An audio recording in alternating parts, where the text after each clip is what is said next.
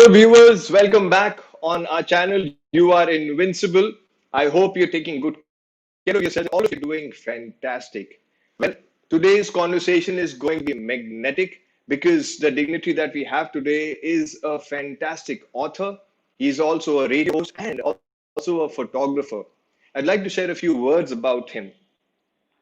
He is none other than Robert Sharpe. He is the founder of ByteRadio.me and host producer of the Bringing Inspiration to Earth radio show. ByteRadio.me was established in 2010 to provide a source of positive online radio programming designed to enlighten and entertain listeners. In the more than 10 years of programming, the Bringing Inspiration to Earth, that is Byte show, has aired over 1400 plus shows focusing on inspirational guests in the self help, spirituality, children's corner, and environmental awareness genres. And for more information about this radio programming, please visit www.byteradio.me. Robert has authored and self published three books. His first book, Joy Potential, Where You Least Expect It, is a self help story focusing on overcoming negative patterns, recognizing the interconnected nature of all things, and finding joy in our everyday life. And the cover of that book is right in front of you right now. Joy Potential, Where You Least Expect It. His second book, right in front of you, it's no secret. Spirituality Bites highlights lessons learned from radio guests and provides specific actions the reader can implement to make their life happier and less stressful. The latest book, which is the third, The Heart and Soul of Caring, highlights 11 unique true stories of the challenges and joys of being a caregiver for a loved one. Each story gives tribute and honor to the care receiver, to the essence of their spirit. In addition to his radio work, Robert also designs and maintains websites, assists organizations with business plan development, and works with clients to self publish their books. A passion of Robert's capturing nature's splendor in photographs is on his website www.rpsharpe.com. A former corporate trainer in the financial and restaurant business, Robert has more than 35 years of experience in the study of self-help, personal development, and metaphysics. His more than 15 years of radio experience includes both broadcast and internet-based show development. And also, Robert has a bachelor's degree in psychology from Whittier College. Without further ado, I'd like to invite Robert Sharpe on our channel. You are invincible. Good Welcome, day, Robert. Namaste. Namaste from India. I would say thank you for having me. I really appreciate it. Thank you so much. It's an honor for us to have you on a show.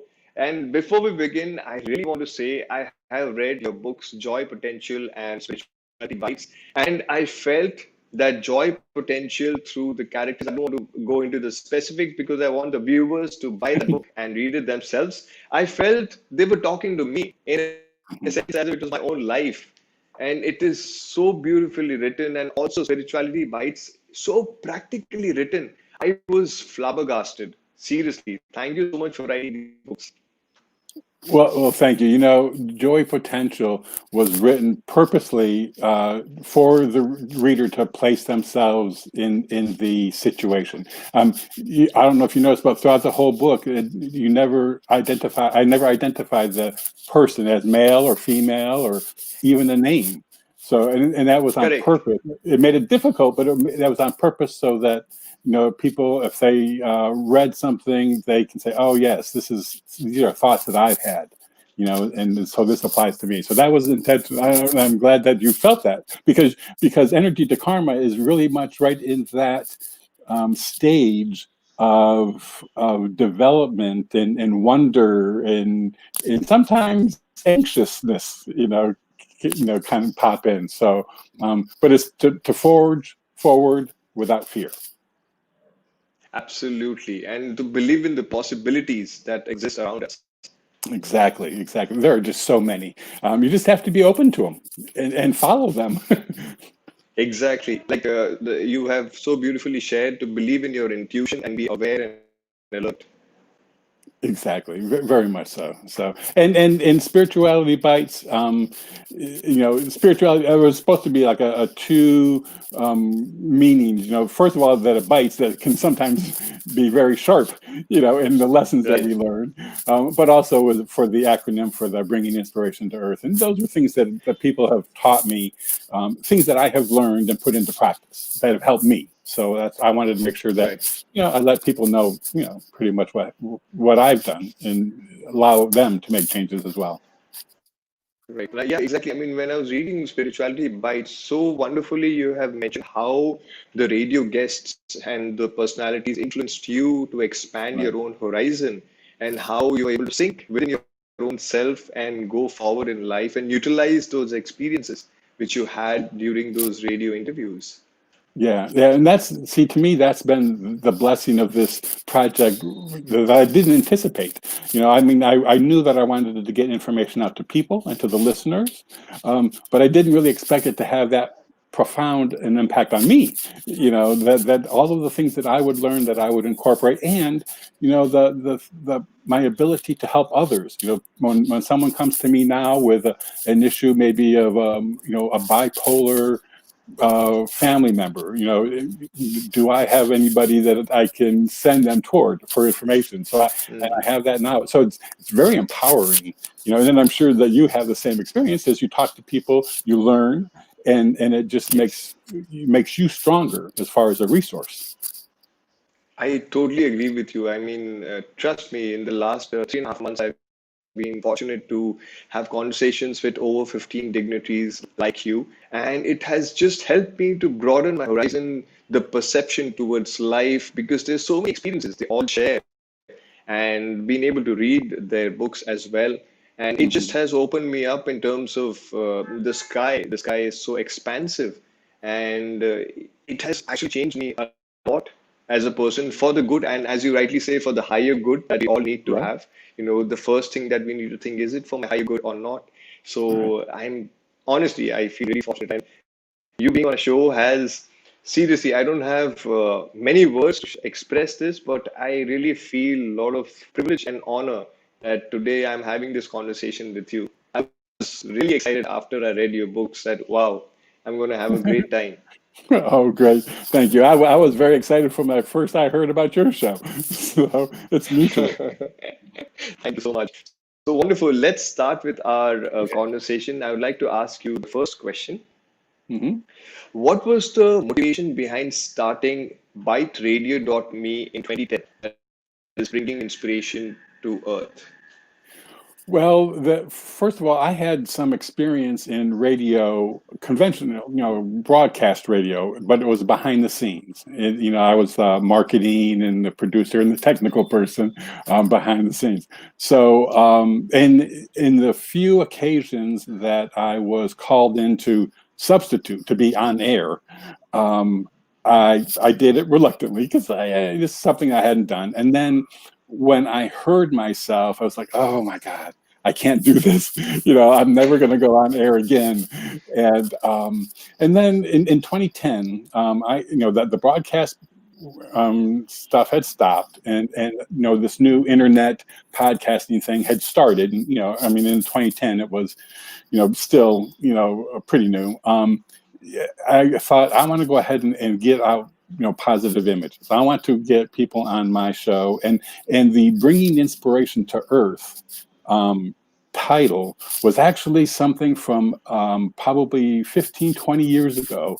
I had an intuitive Wow. friend who did a reading for me, and astrology and that kind of thing. And in it, she basically said that my purpose was bringing inspiration to earth. And Wow. this was back in the tape when there were audio tapes. So I rewound the tape, and it's like, wow. I mean, it just resonated at heart level. I mean, it was just deep, because everything, my corporate work, everything up to that point, was very much that, bringing ideas and inspiration into reality, in all different kinds of in shapes and forms. So when it came time to think about, what it is I want to do, I thought, that was really what my goal, what my purpose was, that resonated so deeply that was why I wanted to call it Bringing Inspiration to Wow. Earth. So it was to have programming and bring inspirational people to the masses.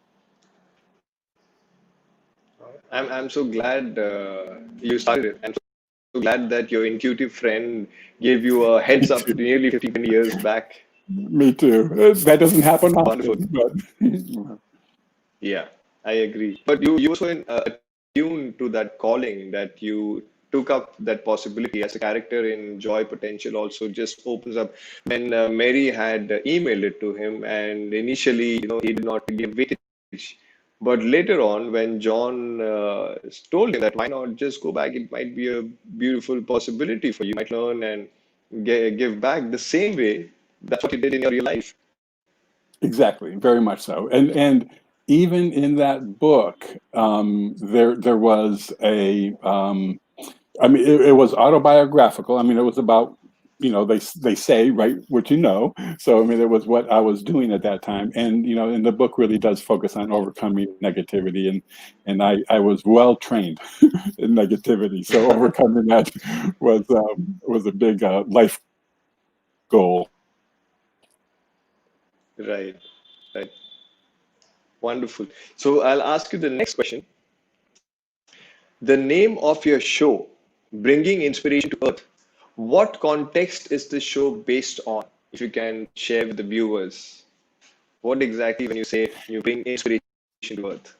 What is the Right. context? Yeah.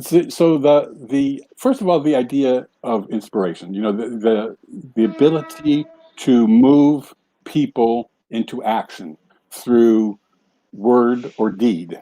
To me, that's what inspiration is. Now, there can be a positive and a negative, side to that. People can be inspired to do good things, and people can be inspired to do bad things. But inspiration at its heart is the ability to move people, into action. And so my thought was, in bringing inspiration to Earth was to identify people whose work or life experience um, has has a message of empowering people. So the whole idea is really to just find people's stories, and not just famous people. There are a lot of podcasters who really like bringing on named people, and they were, when it comes time to possibly being on my show, they send me, I've been, this is my friend, this is my friend, this is my, it's like, Mm, that doesn't matter one bit to me. My what's important to me is, what is your life experience? What did you learn, and what can you share with the listener? So I've had many people who have come on the show that was their first interview, that someone has actually taken the time to listen to them. And but those are some of the most inspiring stories. And I also want people out there who are listening to recognize that they have it within themselves, to inspire. So if I just presented name people or famous people, they may not recognize that it's something that they can do. That's just what famous people do. I want people, everyday person, to recognize that they mm. have within them to inspire. Wow, wonderful. Seriously wonderful. It takes a lot to actually understand and empathize with the common people rather than the people who have already made it, and they're the so-called famous people. But Hmm. then the commoners as well have so many inspiring stories of their own Right. lives, and which through your show you have been able to bring it out to listeners and viewers. So that's amazing, wonderful. Yeah. So that brings us to the next question, which is, yeah, this is amazing. I want to know this. What inspired you to write your first book, Joy Potential, where you least expect? What was your inspiration? Well, first of all, I was told in 1994 or so that I was going to write this book, and it was going to be published. And so I thought, oh, that sounds good. And they said in 2012 And I was, here it is, 1994, and they said it's going to be, and I was like, oh, it can't take that long. There was absolutely no Right. reason why it should take. I was a corporate trader. I can write books, but anyway, I tried for years to write this story, and it just didn't come out. Everything I wrote was a training manual, rather than a book. So one day, one of my favorite things is every morning I start with a walk, a little walk in Yes, you've nature. mentioned that in Spirituality Bite. You mentioned that. Yeah. And so during one of those walks, the whole idea, the whole plot for storyline for Joy Potential just popped into my head. And Wow. so I went back to my computer right after the walk and started writing. And then over a period of about 9 months, I would walk and kind of learn what to write and go back and write. Now, I didn't have all of the characters identified and didn't do all of that kind of basic. My process for that book was walk, listen, write. And there were days that it was so cold or snowy that I couldn't walk. I mean, it was just too cold to walk. So I would sit down to write, and nothing, absolutely nothing. I Oh, mean, and I often laughed because I thought it was my guides trying to make sure I have a good exercise program. That was the way that they were going to make sure that if you want the next chapter, you're going to have to walk for it. right. And that's how it is. And it was, again, even one of the characters I had gone through and written one of the characters in depth. And then it just stopped. It didn't work. I actually changed the name of one character, brought in basically a whole different energy, and had to rework stuff because I had already gotten to the point, but it just fit together much better. So that's how Joy Potential came to be. Wow. And so this question, when I was reading, I wanted to ask, after got to the end and the real thing came, I wanted to ask you, the two characters who speak to the protagonist, are those characters a part of your subconscious mind who always Um, guide you from the emotional and the practical side? right, I was right. curious to know. Okay. Well, now you're going to get the inside scoop, and this doesn't ruin it, but yes, the three characters, John, and the shoot, Leonora. uh, yeah, Leonora. Thank you. And the speaker, the loudspeaker. Those were Yes. actually in my dreams as a child. I Wow. had flying dreams. I had flying dreams all the time. I would fly to this one spot that it was like a field of yellow daisies. I mean, it was like, it was very often I did that. And when I would get there, there would be three energies I would talk to. One of them that was the closest to me would be John, which was a male energy who would talk to me about everyday activities, what I was going through, how to process. Leonora, the one that was a little further away, was always the emotion, always talk to me about the emotional aspect of my life. And then the farthest, which was a non-gender, very kind of nebulous kind of character, and they would kind of give me the overview, the big picture, how all of that stuff, the emotions and the daily activity, fit into my particular, So those were actually characters from a dream from childhood, kind of adjusted. Wow. So we can say that the root of actually writing the book started off when you were a child. So you knew Yes. something would definitely happen with these three characters. How Yeah, beautiful is that? there was something about them, and then, when the idea for Joy Potential came in, um, that wasn't even it wasn't until that point that I realized that the characters in my childhood dreams would fit perfectly into the story in that way. Right. I mean, it's as one of the anecdotes, it goes, you, when you think about life, when you look back, you know what those connecting dots were. So this is Yeah, one of those things that all the dots connected towards joy potential. it is. It is. So it makes you wonder what dots today you'll be pointing back to. So Exactly, exactly. Wonderful, Robert. That brings us to the next question. Okay. When we say focusing on overcoming negative patterns, what do you really mean? Is it the negative habits? Is it the negative behavior? Or a negative mindset? Or is it the negative people around us that we meet every day? Well, now this is not to cheat, but it's all of the above, really. But what it does, it starts with negative beliefs. I mean, the very basic root is your negative belief system. What is it that you believe? You know, I'm not good enough. Let's say that's a belief. Hmm. So then, once you believe that, then you have the mindset. It moves into the mindset of because you know I'm no good. Then Right. all of these things, I attract all of these things to me. And then you translate that into your behavior, and then your behavior also attracts your circle. So, I mean, but it all starts with the belief. I mean, and if you want to change any of the negativity around you, surrounding you, you have to start with the belief.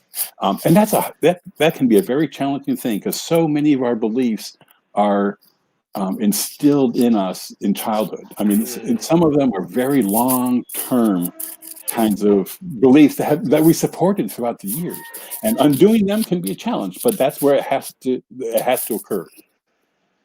Right. So, something you had also delved in minutely in the book was quantum consciousness. So, would that also be something that we need to be very careful of when we are rebuilding our own mindset from the perspective of going to the point of each and every thought that we have, we building new roots, quantum physics. So, that also would be inculcated in this. If you can elaborate on that. Yeah, the quantum. I became interested in the quantum perspective when I had Dr. Amit Goswami, who's Yes. yeah, no, okay. So We have been fortunate to interview him okay, twice on my good. channel. Okay, great. So I mean, he is, he can really get you to think, and it was his books that kind of opened me up to the idea of that quantum perspective. And so, when you think about the quantum perspective, I mean, with no time involved, that the past, present, and future are all happening simultaneously. Anything you do right now affects your past and it affects your future. To me, what it boils down to is that you, um, as conscious as you can, um, focus your thoughts, train your thoughts, direct your thoughts and actions to positive outcome, and Mm, that once that happens, it will impact, it'll impact that past. It'll make that past less of a trigger, more of mm, just a statement of something that happened, but is no longer important. It mm, happened to give me a perspective. I've learned from mm, that perspective, and choose better. So, when it comes to the idea of negativity, it can be a challenge to address it. But it's one of those things that, I mean, I still, I mean, after 60 years, I still get all of those, some of those childhood, statements that come back, and it's like, with my wife, it's like, haha, that's not true. I dealt with you in the past, get out of here. But those things still happen. I mean, it will happen. So it's a process, that, when you're confronted with that, make a conscious choice to choose differently and make that be the pattern. right. I mean, so beautifully shared. Be conscious about it and maybe also believe that now is the time that you have the choice to either go on the negative spectrum or the positive spectrum and face it. So it Exactly. doesn't trigger you. Yeah, exactly. And after time, with the more you choose that positive, empowering perspective, that's going to be more than the pattern. So you reestablish a pattern. You kind of overwrite the old pattern. Right, right. The programming bit in our normal human brain. Right, better upgrades. Exactly. Wonderful. That brings us to the next question, which is, if a person is searching for his highest self, where do you think they should first start looking from? Is it the mind, body, or the soul? Okay, so searching A for tough the one. higher self. You know, um, when I read that question, I kind of laughed in a way because a lot of people are doing that searching. You know, that they are searching for that Mm, that perspective. But the thing is that it's kind of like I put in the beginning of. It's no secret spirituality bites that stop looking for your spiritual path because you're on it. on it. So yeah, so it's very much the same for the higher self. You can't really search for it because it's within you. So Mm, the idea of searching for it. So I think what we want to do is get more in touch with that. To make because it's already within us. Is to increase the ability to make that connection to what um, a, a higher perspective would call us to do, and to do that. So again, I mean, so as far as body, mind, soul, you could say soul, but again, I think it's within you, that higher self, and it's just a matter of making the connection more often than not. right. Like very wonderfully, you've shared in the book as well in Spirituality Bites. It's about believing in those gut feelings, even if it is that small gut feeling that you get, and then to do exactly how that inner voice says, and to continue doing that so that it becomes stronger and stronger. And eventually, you are actually in sync with your own self, which is the higher self. Yeah. And it makes you so much happier. Things, conflict, disagreement, all those kinds of things kind of go by the wayside, when you know that you're acting in concert with that higher self. Right, right. Wonderful. That brings us to the next question. You have a bachelor's degree in psychology. So, from a psychological point of view, if a person is emotionally and mentally drained, how can he overcome his shortcomings by switching his mindset from negative to positive? What would be the easiest way out? Well, right now, I mean, there are so many people that are in that Yes, spot right now. yes, I mean, yeah, as far as being drained and being tested and not knowing exactly what to do. So, the fact, if your energy is drained, you need to replace it. I mean, otherwise you just get drained down to nothing. So you have to replace it, and for each person, it's different as to what energizes them. For some people, it may be a walk in the park. For some of them, it might be writing code, whatever.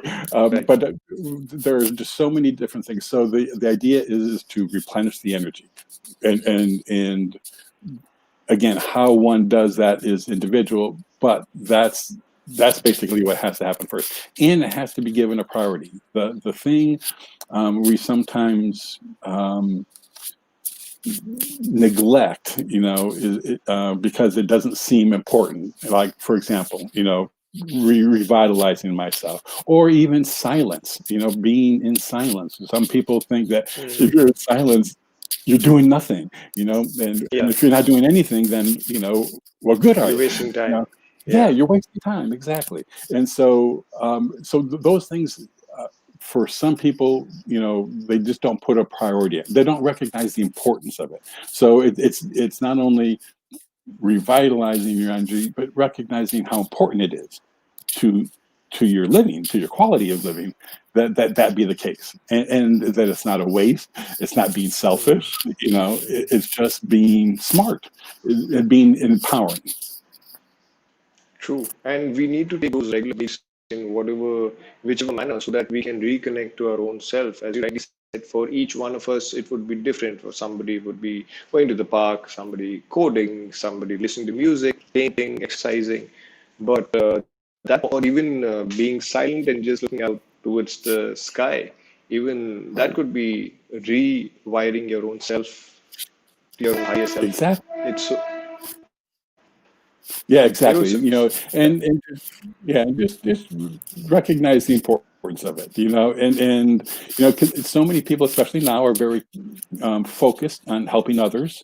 You know, and making sure that their family is taken care of, and sometimes neglecting themselves, and that's not very very helpful. You know that in order to be your best, you need to have the energy to be able to do that. so true. And that's wonderfully also shared in your third book about healing and caring. It is important for the giver and the receiver, both of them, to be in the best state of mind so that they can receive as well as they can give also with all their heart and soul. Otherwise, it would be some kind of friction that would happen. Yeah, exactly. And it is a mutually beneficial situation, and so and keeping that in mind is important, that even though it may be a challenge, there is benefit to it. True. Something that really touched me also about the receiver and the giver is the giver should also be ready in order to give for the receiver to receive. Even if the receiver goes to the giver and it's a time when the giver is not in the right frame of mind, it's actually going into the negative spectrum. That was Yeah, so wonderful to actually understand it from that point of view. That even if, for example, people say they are givers, but if they are not in that state of mind to give, they might uh, delve into a negative spectrum, and that might hinder the person who actually comes to you or you're going to.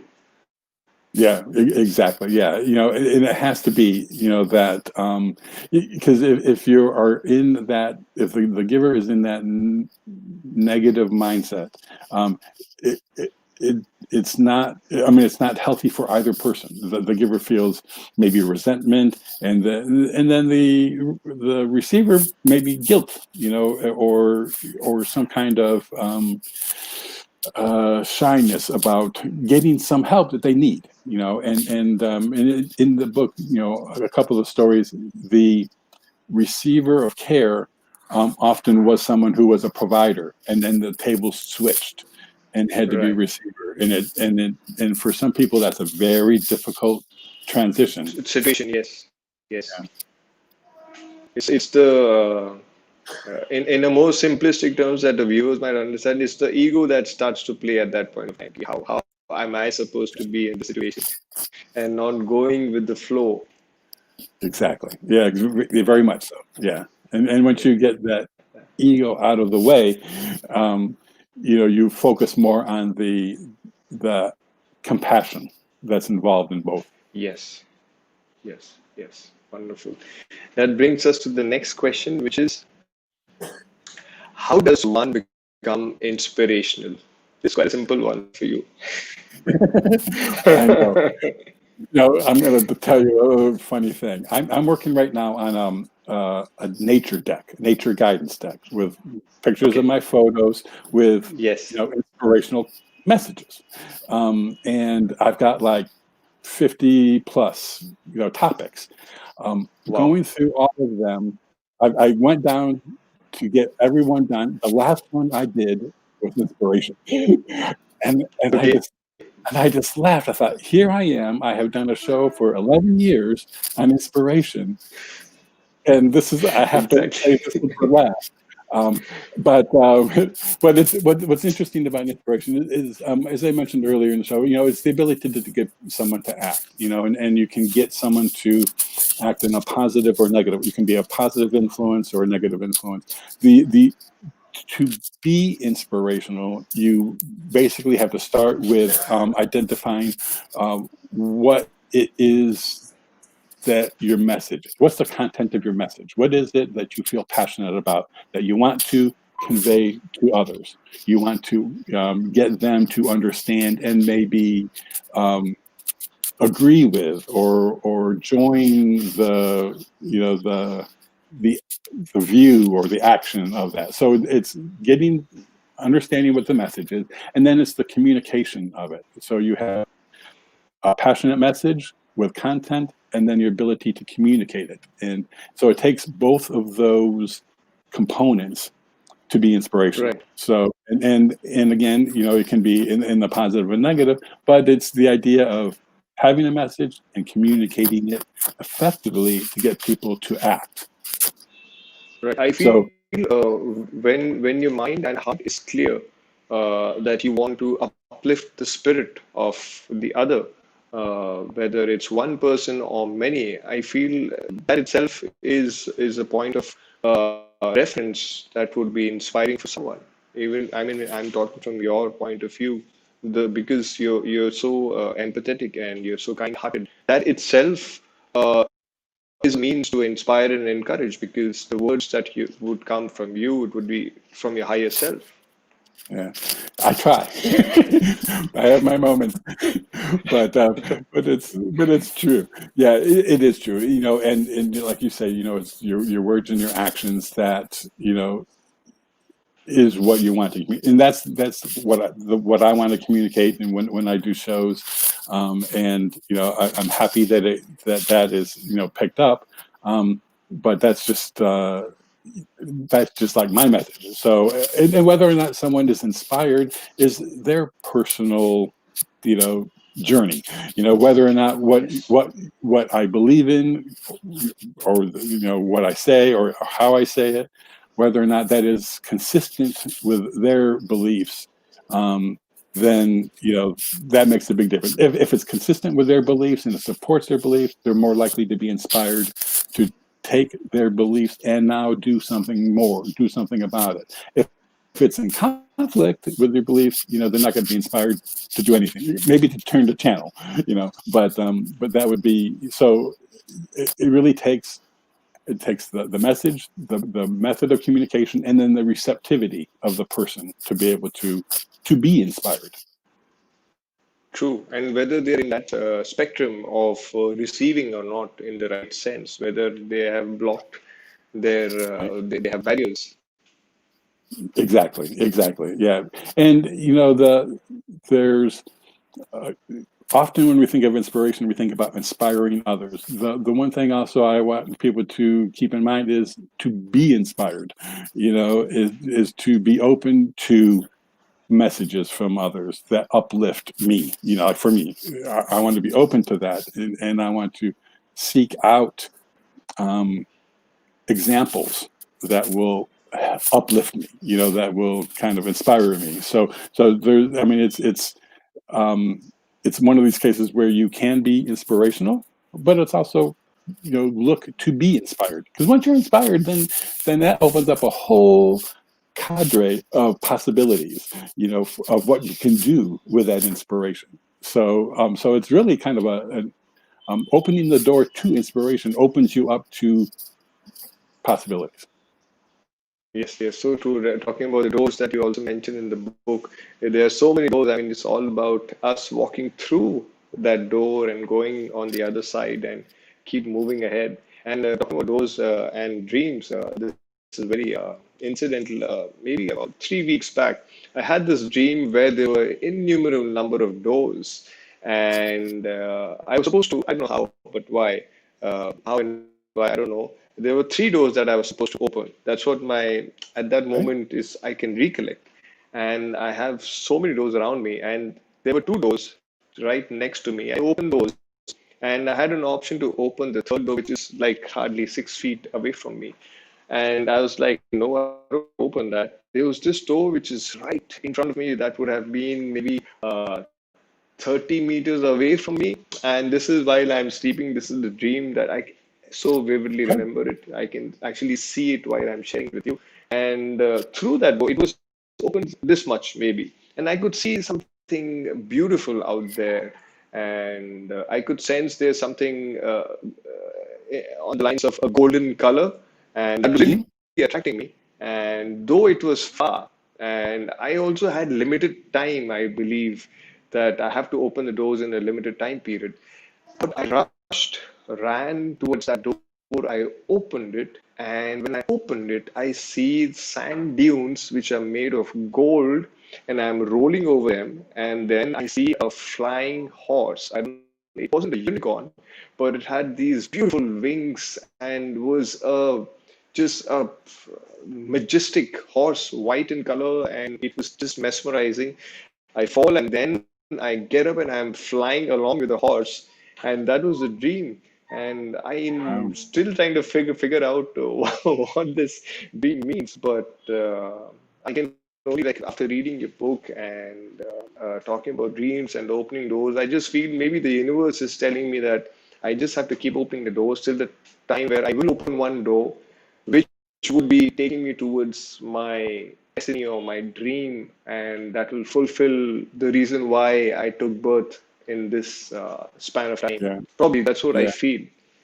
Well, it does. I mean, for me, and I have friends who send me their dreams for interpretation all over the place because it's Okay, one of those areas that I really love. And in that particular one, with the several doors, obviously with energy to karma, you've got so many different doors, so many different options or possibilities or right, focus, to do, and so the, with that, I mean that sounds very much like what you're doing, and the fact that they're distinct, they're distinctly different.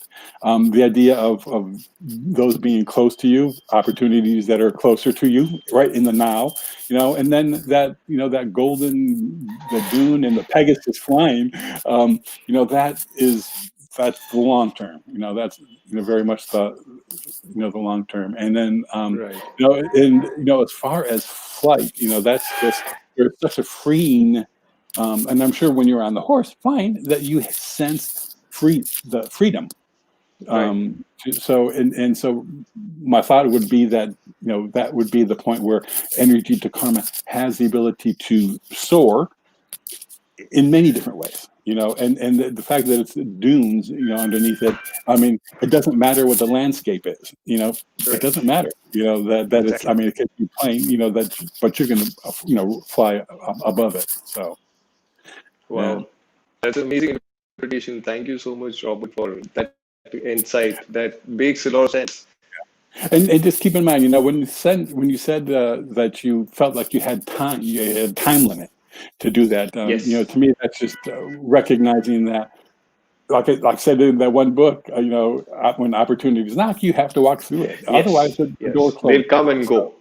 yeah, Yes. exactly. So, the only thing would be just for you to be aware that opportunities, have limits, have time limits, and I'm sure that you feel that, which is why it kind of came out in the dream. But recognize that as long as you kind of keep your eye on that third, golden door, the Right. golden key, Right. then The long that, term.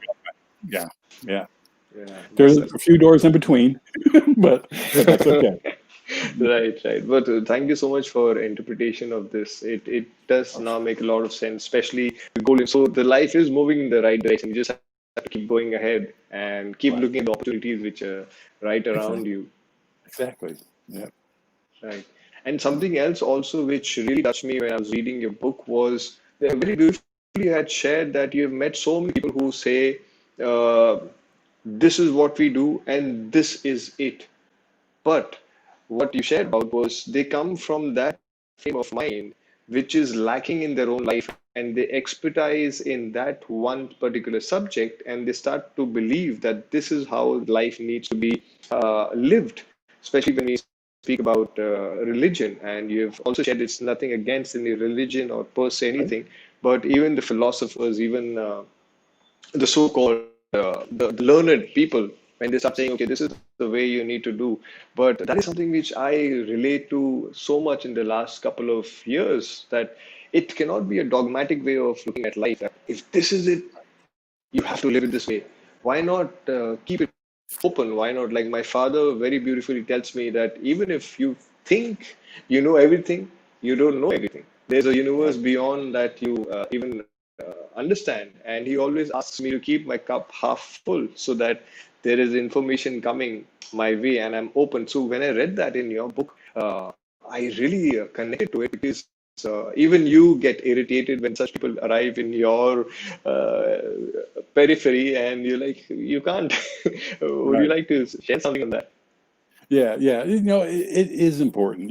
That first of all, the dogmatic thinking, the limiting um, beliefs that we're taught and that we sometimes live by or continue to live by.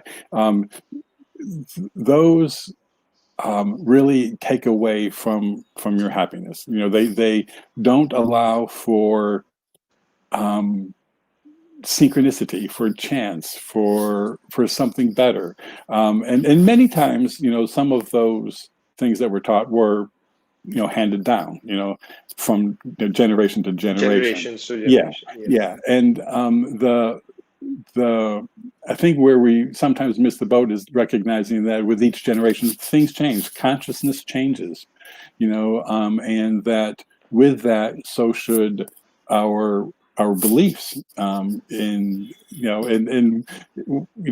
I come across someone who's rather dogmatic and thinking, I just you allow them to live their life as they choose. That is their Mm, particular choice.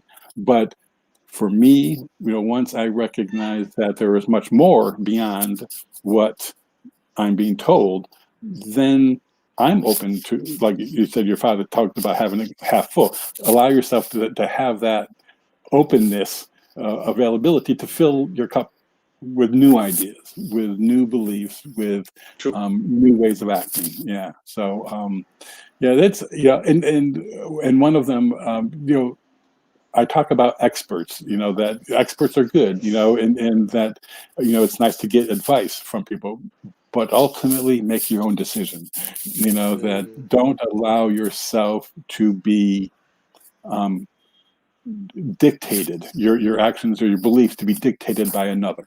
That basically you can certainly listen to all types of advice, but in the end, it's your journey, your choice. So just keep that in mind. right. As you say, become your own expert at the end of Exactly. Well, it. you did a good job reading those books there. Absolutely. I'm telling you, when I was, and trust me, I finished both your books one day at a time within a couple of Wow. hours because Wow. I was hooked on to them. I was as if the books were appealing to me that just keep reading, and I couldn't get my eyes off. And there have been moments and instances where I've taken maybe a month, 2 months to read a book because it Right. doesn't appeal to me. Right. I know. Well, I appreciate that, and I'm very glad that you had that kind of experience with that. That was my goal, is to make it quick and easy, and just make life better for yourself, make better choices. Absolutely. Yeah. I thank you for that again. And it's so practical. It's in such a simple way of output that has been given from you is it's so easily understood.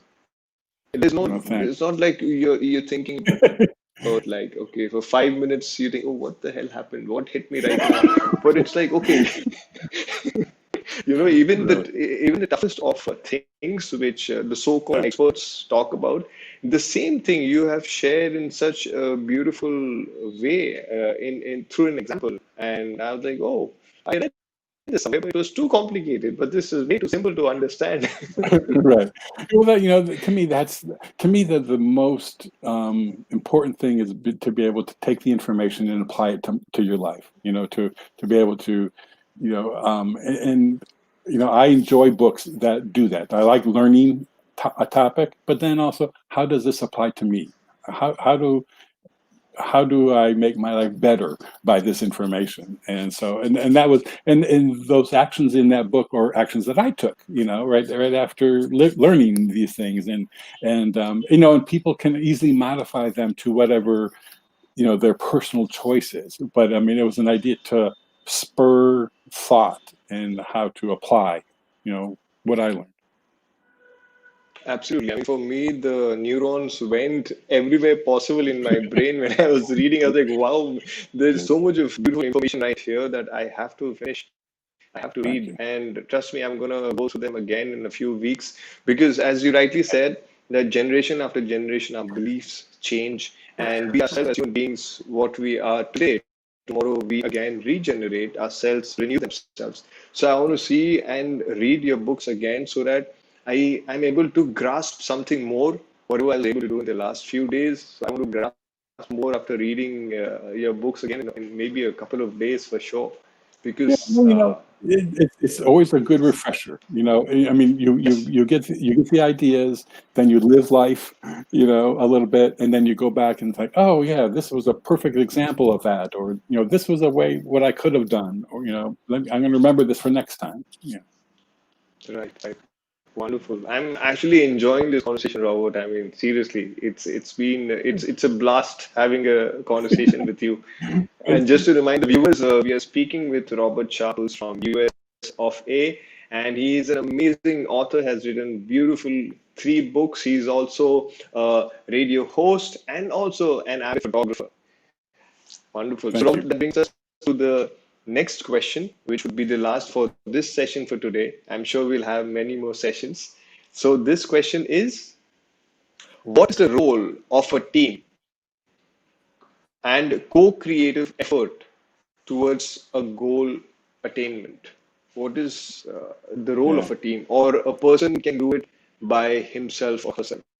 Right. Well, if you think about it, absolutely nothing is done in a vacuum. I mean, there's always some piece to the puzzle, some cooperative effort needed, no matter what you do. I mean, with energy to To karma. karma. You've got your particular team, and they each bring in their Yes, particular skills. So I guess the firm first and foremost is to recognize that everything is co-creative, and that if you think that you can do something creative by yourself, it's just not. I mean, when an artist can create a painting, yes, they are the ones that are creating the painting, but where is it that they got the paints? inspiration. um, Yeah, yeah, and where is that final product going to be? I mean, where is it going to go? And what's the desire for it? So, I mean, there's just a whole, you're involved you involve other people very much in your creation. So that the idea is to, find out, to focus on what it is you want created, and then work backwards. What is it, like what skills or what resources are needed for that creation, and then kind of just work your way back, and then get yourself a team who brings those skills or resources to bear. And then as you go through the process of co-creativity, make sure that you adjust, because things, if you ever created anything, so many times the end product is not what you start out with, true. so, or what your thought is, and a lot of times it's because of, the people coming to you say, well, that's just physically impossible to do, or this is, not really practical to do. So you change. So basically, as your goals shift, your creative um, desire shifts, then you shift your team. You bring in people or you let people go, depending on what you need. So, but you basically adjusting, you're matching your resources and needs to the desired goal. And so, Right. I would think my biggest thing when it comes to the co-creative and team building is just recognizing that it is everyone contributes to it, that everyone has their own skills and resources, and people like to be a part of something created. You know, um, Right. an editor may not be a good writer, but they love the word. So in the process, I mean, you have the writer who assembles the words, and then you have the editor whose skill it Right. is at massaging the words and making them easier to read.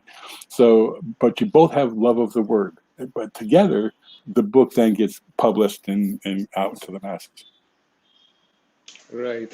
And also from the beginning, if you see, if for example you're sitting by yourself, the co-creation actually happens with your own thought. And when you look around, maybe something that you've seen uh, in nature, or some like in the book that you mentioned about that caterpillar just crossing the road, and soon it would become a butterfly, and it wouldn't take time to, fly So even that would be a team effort, because the universe, the nature is inspiring you with an idea which would then propel you towards something that you want to create.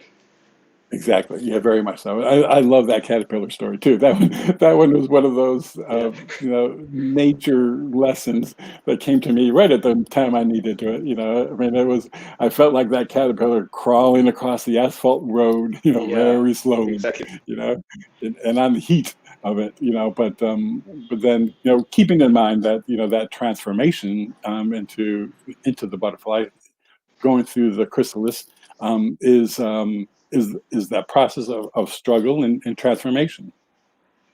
Right, right. Like a couple of days back, I was in a low phase mentally. I was thinking about where life is going and what's happening and stuff. And I actually saw an ant right on the porch of my window, and it was climbing the wall. And I was wondering, what if the ant falls? But it was carrying some weight on its back, and Hmm. it was moving up very slowly, but it did not fall. It kept moving forward in terms of lifting that weight and moving upwards. And I looked at it for literally 3 to 4 minutes. My eyes were on the ant, and I was like, "What is this trying to tell me?" The only thing that I could gauge and understand was, "Ki, Abhishek, you need to keep going. This is what is Yeah. telling you, never quit and just keep moving forward. Whatever time you think it's taking for you to reach your destination and goal, you have to keep at it and keep moving forward." So that itself, the co-creation part, which inspired me, and I was up and about in my mental spectrum. I was like, okay, Hmm. buddy, you need to, get yourself moving. And Yeah. there, so I feel when we spoke about earlier, if we ourselves are ready to be inspired, I feel the universe conspires for us to keep moving in that direction. Yeah. If you pay attention. Yeah. Yes. Yes, I mean, if because that particular animal, someone would maybe have glanced at it and not even given it a second, of thought, but you were open, to because of your thought, your thoughts, your questioning that that was going on, and yeah, and it kind of threw right in front of you something for you to put into perspective. What just like that ant was, seeming to do the impossible, yes, carrying a burden, going straight up, right up, but nonetheless working toward its goals. So yeah, but you so have to true. be open to it. Yes, absolutely. Absolutely. And if we are open to it, the magnitude of the possibilities just keeps increasing, and It we does. will be astonished the way, like, for example, even for your life, the way you handled your career initially, you were into the corporate side, and how Right. beautifully you got into the inspirational side and became a radio host, first a producer, and then the host yourself, and an author and an avid photographer, so many avenues, and you're doing so well in each avenue because you believed in the possibilities. Yeah, yeah, and each had I would never have guessed that I would be doing this long.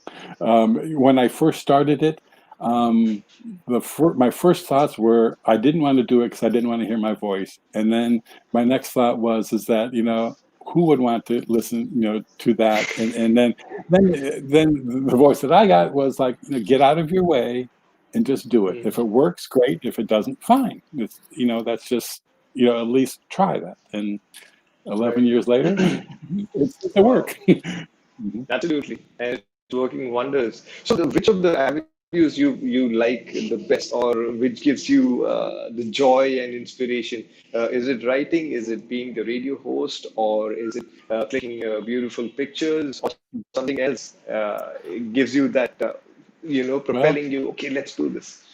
yeah. Well, it's like a gem. There's different facets to it, and now I would say that the photography, is very much a passion.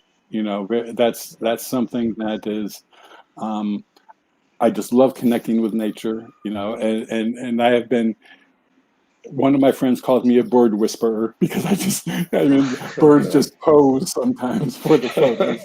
You know, I thank them mentally. You know, thank you for posing, but you know, that's just like a passion. The radio work is something that I enjoy. You know, connecting people. You know, being able to hear stories and tell Mm, stories, and mm. you know, and in that sense, it's you know, that's a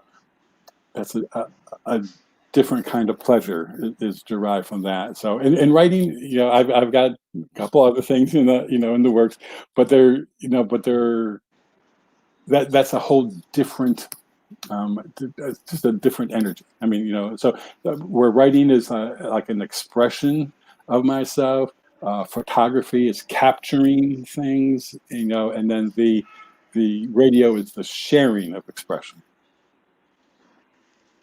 Wow. And So all if you three say are so book, beautifully, yeah, yeah, and all of them are so beautifully inclined towards inspiring others. yeah, I mean, whether it's through your writing, whether through your photographs when people see it, and also obviously through the radio. It's just, that's the underlying theme for all of it. Yeah, yeah, it's the bite that you believe in bringing information to the earth. right, exactly. Take a big bite out of life. Yeah, yeah. Yes, yes. So it's been wonderful, Robert. I'm absolutely thrilled to have had this conversation with you, and I'm sure the viewers have loved it. And please, if you want to share something more with the viewers, it's all up to you now. And viewers, you can definitely get in touch with Robert on www.byteradio.me, and he will be more than happy to get in touch with you on there. So, Robert, yes, few words for the audience, for your viewers. Well, first, Abhishek, I want to thank you for having me as a guest. You know, I really appreciate it, and I really think that the mission of energy to karma and also you are invisible, which you're putting forth now, are wonderful efforts to make the world a better place, you know, and that's just so important, you know. And I would just say, you know, for people who are, you know, listening, just be open, you know, be, you know, during, you know, this period where things, life can be a challenge, is to look for ways, you know, to reflect on what it is that you really want and to recreate life. You know, there's going to be a time that we'll get after the pandemic that things will be returning. So try to take this time to shape what you want to see when that period occurs. Beautifully shared, Robert. Beautifully shared. I hope viewers, you have taken this conversation really seriously, and also please go ahead and please ask Amazon.com. I'm sure the books will be there on that. Please order them, and you have to read them because it's going to give you such a different perspective about life in a very simple manner, where you can actually, as Robert rightly said, to actually recreate and rejuvenate yourself during this moment for a beautiful life ahead once the pandemic is over and the life comes back to normal. So, thank you, viewers, for being with us on You Are Invincible. And we thank Robert Sharpe to be with us. And it's been a privilege. Thank you so much, Robert. And we hope that we can have many more conversations with you in the coming future where we can talk about more of your books, which you said it's in the pipeline, and many more interesting conversations. We can keep going on, even though that, I mean, the connection that we have made is beautiful. Absolutely. I really look forward to keeping in touch and following each other's journeys. Yes, yes. Thank you so much, Robert. Please take good care of yourself. It's Namaste from India. And thank you, viewers. Take good care of yourselves, and we will see you soon. Thank you.